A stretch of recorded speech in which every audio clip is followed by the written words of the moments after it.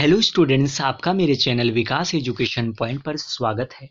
विद्यार्थियों, आज मैं आपको शिक्षा निदेशालय राष्ट्रीय राजधानी क्षेत्र दिल्ली द्वारा दी जाने वाली क्लास 10th के सामाजिक विज्ञान विषय से वर्कशीट या कार्यपत्रक 90 का अध्ययन करेंगे, 90 का अध्ययन करेंगे। विद्यार्थियों, यह कार्यपत्रक 18 फरवरी 2022 की है। आइए अध्ययन करते हैं। आज का हमारा उप विषय है न्याय संगत वैश्वीकरण के लिए संघर्ष। विद्यार्थियों, पिछली वर्कशीट में आपने पढ़ा कि वैश्वीकरण सभी के लिए लाभप्रद नहीं रहा। शिक्षित, कुशल और संपन्न लोगों ने वैश्वीकरण से मिले नए अवसरों का सर्वोत्तम उपयोग किया और दूसरी ओर अनेक लोगों को लाभ में हिस्सा नहीं मिला है। विद्यार्थियों, चूंकि वैश्वीकरण अब एक सच्चाई है, तो वैश्वीकरण को अधिक न्यायसंगत कैसे बनाया जा सकता है? न्यायसंगत वैश्वीकरण सभी के लिए अवसर प्रदान करेगा और यह सुनिश्चित भी करेगा कि वैश्वीकरण के लाभों में सबकी बेहतर हिस्सेदारी हो। विद्यार्थियों, वैश्वीकरण में कहीं न कहीं देखा जाए तो आप देखेंगे कि जो विकसित राष्ट्र हैं, विकसित देश हैं, उनको फायदा हो रहा है अपेक्षाकृत जो है अविकसित राष्ट्र या फिर विकासशील देश। ठीक है, चलिए आगे देखते हैं। सरकार की भूमिका, वैश्वीकरण में सरकार की क्या भूमिका होती है, इसके बारे में देख लेते हैं बच्चों। विद्यार्थियों, सरकार यह सुनिश्चित कर सकती है कि श्रमिक कानूनों का उचित क्रियान्वयन हो और श्रमिकों को अपने अधिकार मिले। यह छोटे उत्पादकों को कार्य निष्ठापन में सुधार के लिए उस समय तक मदद कर सकती है जब तक वे प्रतिस्पर्धा के लिए सक्षम न हो जाएं। विद्यार्थियों, यदि जरूरी हुआ तो सरकार व्यापार और निवेश अवरोधों का उपयोग भी कर सकती है। यह न्यायसंगत नियमों के लिए विश्व व्यापार संगठन से समझौते भी कर सकती है। विश्व व्यापार संगठन में विकसित देशों के वर्चस्व के विरुद्ध समान हितों वाले विकासशील देशों को मिलाकर लड़ना जो है, मिलकर के जो है इनको लड़ना होगा।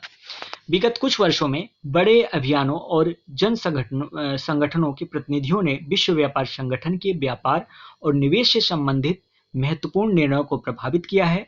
यह प्रदर्शित करता है कि जनता भी न्यायसंगत वैश्वीकरण के संदर्भ में महत्वपूर्ण भूमिका निभा सकती है। तो यह था आज का हमारा वर्कशीट बच्चों। आइए अब हम प्रश्नों के उत्तर करते हैं।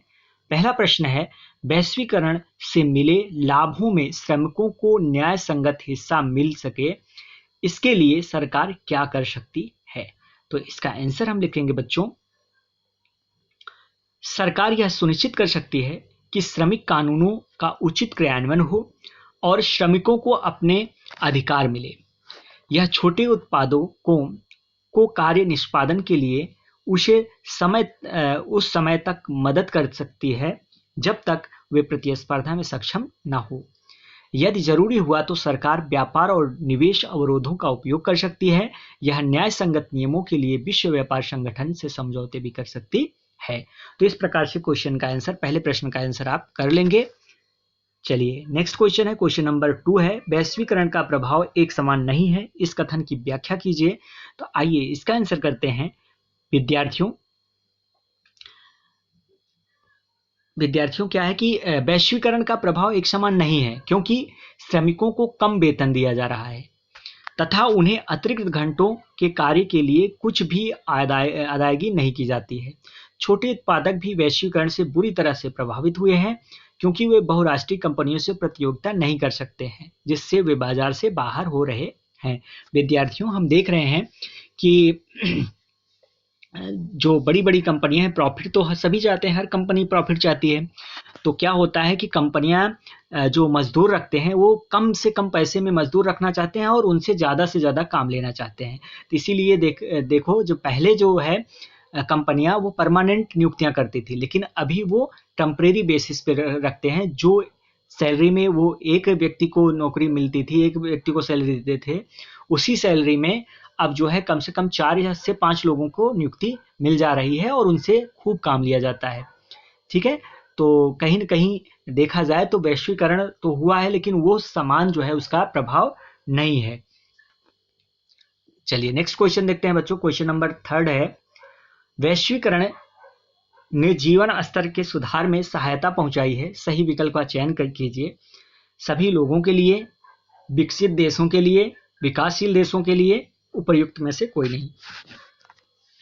विद्यार्थियों, कहीं ना कहीं देखा जाए तो वैश्वीकरण ने जीवन स्तर में सुधार किया हुआ है, लेकिन किन देशों के लिए? इसका आपका हो जाएगा सेकंड ऑप्शन सही हो जाएगा, विकसित देशों के लोगों के लिए। ठीक है, तो इसका आपका सेकंड ऑप्शन सही हो जाएगा। ये सभी लोगों के लिए जो है सुधार में सहायता नहीं पहुंचाई है। ठीक है, तो यह था आज का हमारा कार्यपत्रक। बच्चों, कोविड-19 जैसे महामारी से सुरक्षित रहने के लिए हमें मास्क पहनने की आवश्यकता है। धन्यवाद।